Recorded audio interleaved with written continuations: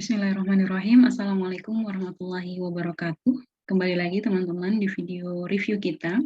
Kali ini kita akan membahas penjelasan terkait dengan monopoli dari sisi bentuk kurvanya. Nah, jadi kurva yang akan menjelaskan seperti apa sih sebuah pasar monopoli itu menentukan labanya, begitu ya. Nah, sebelumnya kita ingat kembali bahwa kita sudah membahas mengenai sifat-sifat ya, sifat-sifat dari monopoli ada di video sebelumnya, bisa teman-teman saksikan kembali. Namun yang menjadi garis bawah untuk membahas kurva adalah kita mengenal bagaimana bentuk kurva dari monopoli ini. Kalau misalnya di pasar persaingan sempurna, kurva demand-nya cenderung mendatar, sedangkan di kurva monopoli, kurva demand-nya cenderung inelastis. Nah, kita akan gambarkan langsung saja, pelan-pelan. Sebelumnya, mari kita coba mengulang terkait dengan kurva pasar persaingan sempurna. Pasar persaingan sempurna identik dengan pasar persaingan sempurna itu dia cenderung banyak ya maksudnya bukan barangnya adalah elastis ya. Jadi bisa orang nggak beli barang A, bisa beli barang yang B dengan tipe sejenis bisa saja. Nah, ini PPS. Maka kalau kita ingat kembali kurva persaingan sempurna itu untuk kurva permintaannya adalah mendatar atau elastis ya. Berarti di sini adalah D pusat demand-nya sama dengan harga, sama dengan average revenue atau rata-rata pendapatan sama dengan marginal revenue, tambahan pendapatan. Sorry ya, di sini P, di sini Q-nya. Ini untuk pasar persaingan sempurna. Artinya, Q-nya berubah-ubah, ya teman-teman, Q-nya berubah-ubah, namun harganya tetap. Kenapa? Karena perusahaan yang bermain di situ banyak. Nah, berbeda dengan monopoli, ini akan kita gambarkan monopoli. Monopoli, kurva demand-nya cenderung inelastis. Kenapa inelastis? Karena dia hanya ada satu pemain. Nah, cenderung lebih inelastis. Kita gambarkan mungkin seperti ini ya. Mohon maaf kalau agak jelek. Berarti di sini menjelaskan tentang demand juga sama dengan price-nya, jadi harganya ya, permintaan sama dengan harga dan juga sama dengan average revenue-nya. Oke, kita pindahin aja.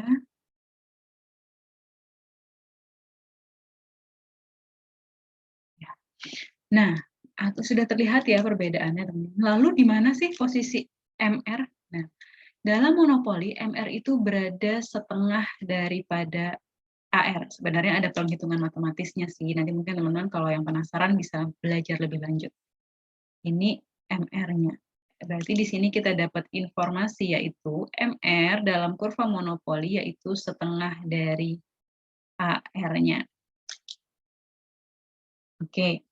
Nah, selanjutnya dari sini kemarin kita sudah membahas saat kurva monopoli ingin memaksimalkan keuntungannya atau seorang konsumen yang rasional atau perusahaan yang rasional, dia akan memproduksi pada saat MR sama dengan MC. Di mana tuh posisinya? Kita gambarkan MR-nya terlebih dahulu. Ini MR ya. Kemudian sama dengan MC. Ini MC-nya ke atas. Apa sih MC? Marginal cost-nya. Maka di mana sih letaknya? Yaitu di titik ini. Nah, titik inilah yang melambangkan perusahaan yang rasional. Berarti MR sama dengan MC. Nah, ini sifatnya monopoli ya. Ini melambangkan perusahaan yang rasional. Apa itu perusahaan rasional? Perusahaan rasional adalah saat dia mau menghasilkan profit maksimumnya. Yang rasional. Nah, kita langsung saja kita mau lihat informasi bahwa dalam perusahaan monopoli saat mau menghasilkan sebuah keuntungan, dia memiliki sifat jangka pendek dan jangka panjang. Sebelumnya kita bahas dulu, kalau jangka pendek, perusahaan monopoli bisa menghasilkan 3 kemungkinan. Yang pertama adalah bisa sangat untung atau laba supernormal, bisa juga laba normal, bisa juga dia merugi. Loh, kok perusahaan monopoli bisa merugi? Iya, di jangka pendek perusahaan monopoli juga bisa merugi. Kenapa merugi? Dalam artian adalah saat dia baru pertama keluar, dia akan cenderung rugi, misalnya rugi terlebih dahulu gitu ya. Ada, coba teman-teman bisa baca berita bahwa pernah juga Pertamina mengalami kerugian, walaupun kerugiannya bukan berarti dia kayak turun banget, enggak ya teman-teman. Nah, jadi kita bilang di sini untuk menentukan laba, ada yang sifatnya short run atau jangka pendek, dia ada kemungkinan yang pertama adalah super normal, sorry. Yang pertama kemungkinan yang pertama adalah laba supernormal.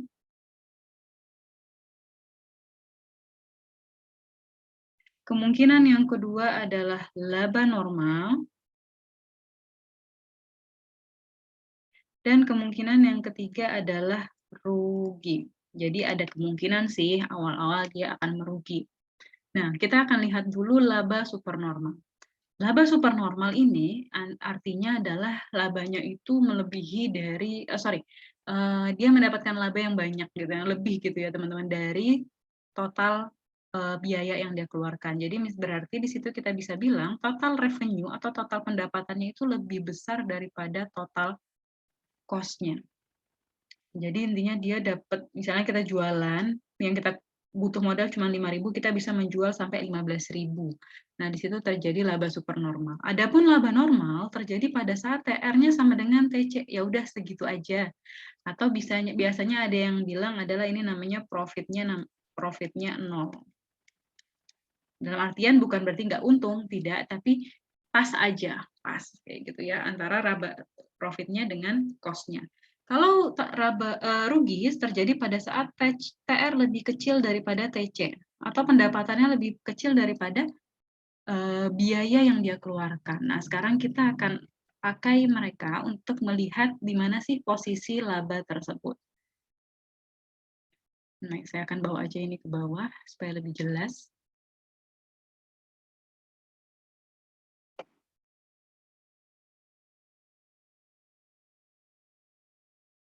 Nah, baik teman-teman, kita akan perbesar ya, kita akan lihat secara detail di mana sih sebenarnya posisinya.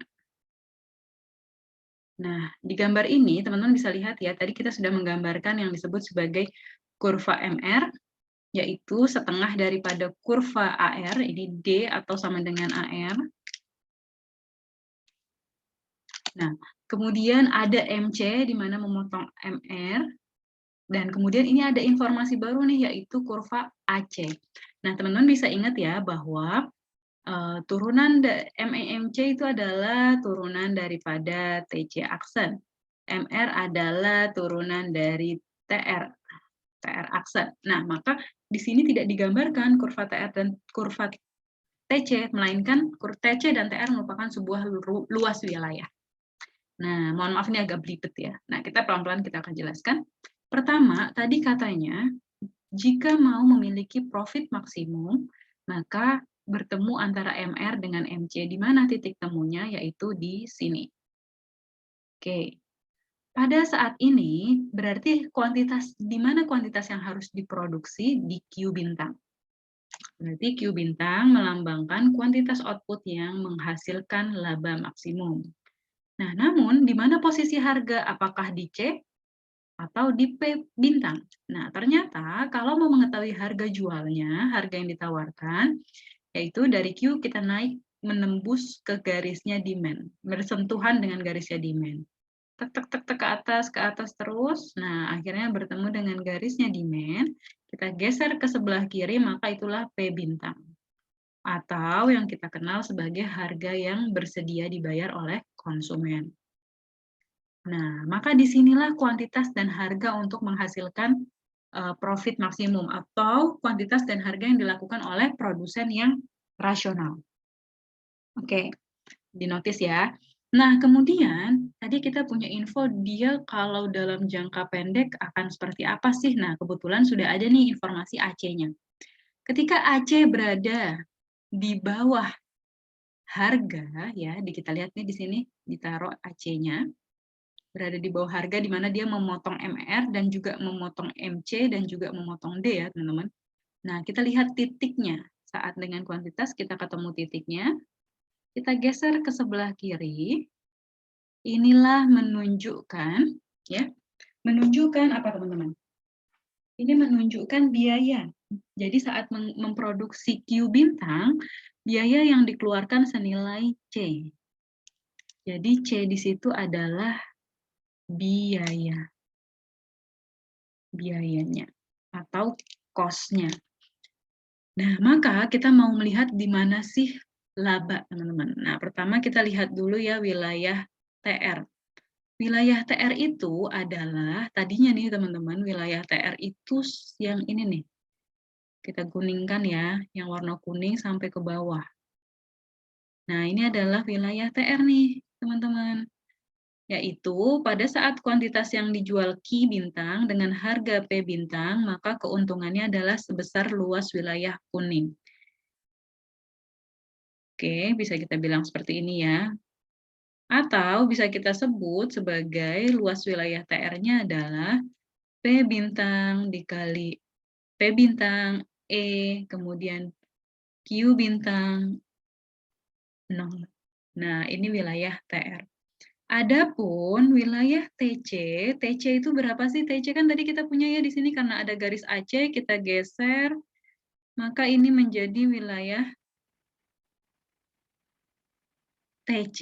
Nah, yang segi empat berwarna kita ganti warnanya, mungkin kita campur dengan warna, kita kasih arsiran aja.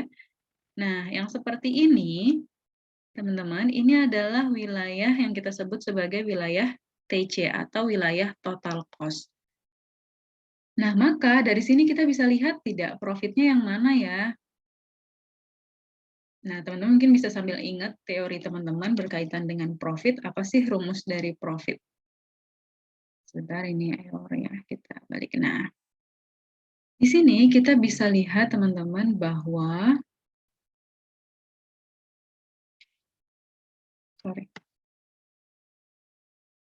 di sini kita bisa lihat bahwa kita mau menentukan di mana posisi profitnya. Maaf ya, ini kita jadi agak belibet nih, harus pelan-pelan.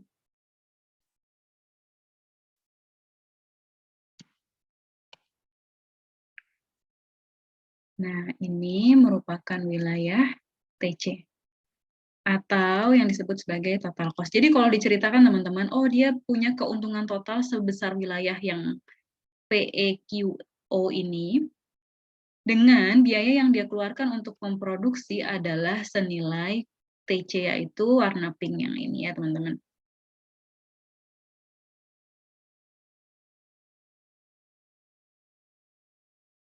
Oke. Nah, maka dari situ bisa kita sebutkan berarti di mana ya wilayah labanya, atau ini kita bilang profit. Profit terjadi pada saat TR min TC, total revenue yang kita dapat kita kurangi dengan total cost kita. Berarti wilayahnya yaitu adalah wilayah yang mana? Betul, yaitu wilayah yang kuning aja ya teman-teman, atau wilayah yang ini nih kita gambarkan ya. Kita bold wilayahnya. Nah, ini adalah wilayah laba. Nah, wilayah laba. Oke, mudah-mudahan teman-teman bisa pahami ya. Jadi di mana sih area laba maksimum? Area laba maksimum terjadi pada saat P bintang, C, A, kemudian E. Nah, itu wilayah laba maksimumnya. Nah, kemudian kita cari tahu deh, ini laba, ini menceritakan sebuah kondisi supernormal, normal, atau rugi ya. Nah, kita lihat tadi informasinya adalah saat laba supernormal, TR-nya lebih besar daripada TC. Nah, bisa kita lihat ya teman-teman bahwa di sini TR-nya kan tadi senilai yang sebesar ini ya teman-teman, P bintang I, E, Q bintang O. Sedangkan TC-nya hanya wilayah yang di bawahnya saja. Maka ini adalah kondisi, maka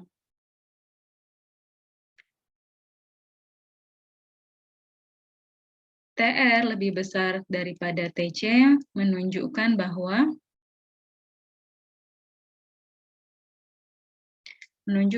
kondisi laba super normal. Nih, laba super normal. Nah, kurang lebih seperti ini. Menjelaskan laba supernormal. Jadi inti kata kuncinya adalah saat laba supernormal, wilayah AC-nya itu berada di bawah harga. Karena kenapa? Ya kita mau untung berarti biaya kita harus lebih rendah daripada harga yang kita tawarkan ke pasar. Namun, kemudian kita mau mencari tahu saat laba normal saja. Saat laba normal bagaimana ya yang terjadi? Kita copy lagi gambarnya. Oke, kita pindah ke sebelah sini. Nah, saat AC di situ menunjukkan laba normal ya teman-teman. Ini laba normal. Nah, saat laba super normal. Nah, saat laba normal, informasinya adalah laba normal terjadi pada saat, jangan lupa ya, yaitu TR sama dengan TC. Berarti kita memerlukan informasi nilai C yang baru. Nilai AC yang baru, nilai AC yang baru. Di mana nilai AC yang baru? Berarti saat hal ini terjadi, nilai AC yang baru adalah terletak di sini. Nah, ini nilai AC. Terjadi pada saat normal. Kenapa normal? Karena kita lihat, ketika nilai Q-nya naik ke atas sampai menyentuh garis AC, ditemukanlah harga yang sama dengan P bintang, atau cost yang sama dengan P bintang. Berarti menunjukkan bahwa total revenue-nya sama dengan total cost-nya. Menunjukkan dia laba normal, jadi pas aja deh labanya segitu aja. Bisa dipahami ya perbedaannya ya teman-teman. Kenapa bisa dibilang laba normal? Total cost-nya sebesar total cost sama total revenue-nya sama. Total revenue-nya kan sebesar wilayah P bintang, kemudian E, kemudian Q bintang, kemudian O. TC-nya ternyata juga sama, yaitu sebesar P bintang, E, Q bintang, dan juga O. Jadi nggak ketemu di mana sih posisi laba. Kalau yang tadi kan ketemu nih wilayah laba, yaitu yang berwarna hijau ini ya teman-teman. Kalau yang ini dia support laba normal saja. Jadi udah ketemu aja lah antara cost dengan revenue-nya. Biasanya ini terjadi kalau kondisi sudah stabil aja biasa. Jadi udah ketemu titik di mana dia udah untung banget, kemudian dia mulai stabil lagi biasa aja gitu ya. Nah, itu namanya laba normal. Kemudian yang ketiga adalah katanya bisa rugi jangka pendek. Yes, bisa rugi, yaitu pada saat apa nih kalau rugi? Berarti posisi saat rugi AC-nya berada di atas ini, tapi tetap menyentuh garis MC ya. Ini adalah saat rugi. Dari mana kita bisa bilang dia rugi? Coba teman-teman naikin ke atas. Saat kuantitasnya Q bintang naik ke atas hingga menyentuh garis AC. Kemudian digeser ke sebelah kiri untuk menentukan berapa sih cost yang dia keluarkan. Nah, ini C. C pada saat apa? C pada saat TC-nya berarti lebih besar daripada TR, atau TR-nya lebih kecil daripada total cost-nya. Dari mana diketahui? Diketahuinya adalah total revenue-nya wilayah yang ini ya teman-teman. Ini total revenue. Sedangkan total cost-nya wilayahnya sampai mana? Sampai ke atas. Sampai ke wilayah ini ya teman-teman.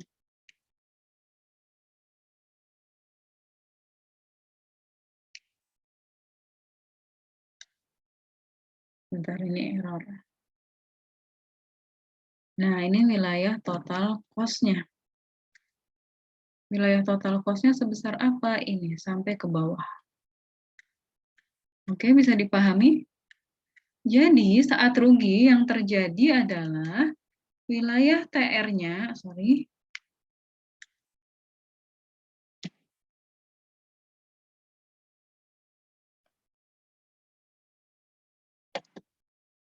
wilayah TR-nya sebesar wilayah yang C, Q, bintang, kemudian O, dan kita misalnya beri nama di sini adalah wilayah Hari ini kenapa ya error?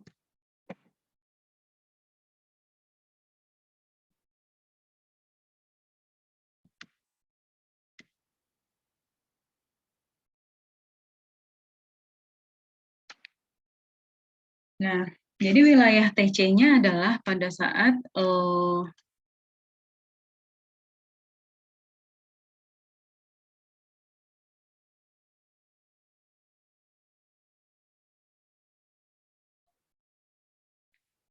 nah, kemudian maka kita lanjutkan saat merugi terjadi pada saat TR-nya itu lebih kecil daripada TC. Dari mana kita tahu TR itu tadi wilayahnya hanya senilai P bintang, E, Q bintang, O. Sedangkan TC itu wilayahnya adalah dari atas ini nih teman-teman. Nih ya, yang atas ini sampai ke bawah, sampai ke 0, kemudian naik lagi. Atau kita bilang ya ini wilayah apa ya, misalnya wilayah C bintang kali ya, ini wilayah C bintang. Kemudian di sini wilayah B, misalnya ya, kita bilang wilayah B, wilayah Q bintang, dan wilayah O, itu biaya yang keluar. Sehingga kita bisa lihat kalau revenue-nya lebih kecil daripada biaya yang dia keluarkan, otomatis akan rugi. Nah, di mana wilayah rugi? Wilayah rugi adalah yang mana teman-teman? Yaitu saat C bintang, B, kemudian E dan P bintang, wilayah rugi, atau kita tandain dengan warna ini kali ya, orange. Kita hapus dulu ya. Nah, ini yang kita tandain dengan warna orange, ini menandakan daerah rugi. Nah, bisa dipahami teman-teman, mudah-mudahan paham ya, walaupun agak belibet-belibet, nanti pelan-pelan aja deh. Nah, ini wilayah rugi. Jadi saya akan ulang, review sedikit, bahwa saat kondisi short run seperti ini, teman-teman bisa dilihat, kemudian saat dia mengalami laba supernormal, posisi AC-nya harus berada di bawah price-nya, menunjukkan bahwa di sini bisa kita lihat luas wilayah ini menunjukkan bahwa keuntungannya ya, luas wilayah keuntungan. Kemudian wilayah labanya yang mana? Yang hijau aja. Kenapa laba yang hijau aja? Karena laba adalah total revenue dikurangi dengan total cost. Nah, total cost dan total revenue didapetin dari apa sih teman-teman? Tuh, kalau total revenue kan berarti harga dikali dengan kuantitas yang terjual. Total cost berarti kuantitas yang diproduksi dikali dengan berapa sih biaya untuk memproduksinya. Oke ya, bisa diperhatikan. Nah, kemudian menunjukkan bahwa kondisi lagi laba supernormal. Ada keuntungan yang banyak, yaitu sebesar wilayah hijau ini nih, yang di kotak hijau. Nah, kemudian kita lihat lagi, saat ternyata laba normal aja, laba pas aja, yaitu pada saat TR sama dengan TC. Berarti posisi AC-nya juga berubah tuh. AC berada menyentuh apa nih teman-teman? Yaitu AC-nya menyentuh, nah, menyentuh garis demand-nya dan memotong MC. Oke, bisa dilihat ya perbedaannya. Dan kemudian saat merugi, AC-nya jauh, berada jauh di atas harga pasarnya. Berarti lebih besar apanya tuh biaya yang keluar daripada keuntungannya. Daripada revenue-nya atau pendapatannya. Maka ini AC-nya berada di atas ini. Tapi tetap memotong MC. Nah, adapun luas wilayah kerugian yang mana yang berwarna orange ya, teman-teman. Adapun kalau laba normal wilayah keuntungannya mana? Mereka nggak ada, karena sama-sama aja. Jadi nggak ada rugi, nggak untung juga. Pas aja. Nah, kemudian kalau wilayah rugi ada kelihatan ya. Nah, itu untuk di kondisi short run. Bagaimana dengan kondisi long run? Kondisi long run untuk pasar monopoli hanya mengalami satu hal, yaitu laba super normal. Coba secara analisis kita lihat, kalau jangka panjang otomatis dia biasanya udah lebih apa ya teman-teman, memproduksinya udah lebih efisien. Ya kan? Terus dia kan sendiri, dia tunggal. Jadi semua orang akan beli ke dia. Dia tunggal. Jadi konsumen belinya ke dia, belinya ke sini. Kemudian lama-lama intinya dia sudah tahu strateginya. Akhirnya dalam jangka panjang dia akan lebih untung banyak. atau laba supernormal dan jarang terjadi kerugian dalam jangka panjang atau justru malah nggak ada. Karena kenapa? Karena udah tahu strateginya dan dia hanya pemain tunggal. Nah, kurang lebih seperti itu penjelasan dari laba dalam, pasar monopoli. Terima kasih atas perhatiannya. Assalamualaikum warahmatullahi wabarakatuh.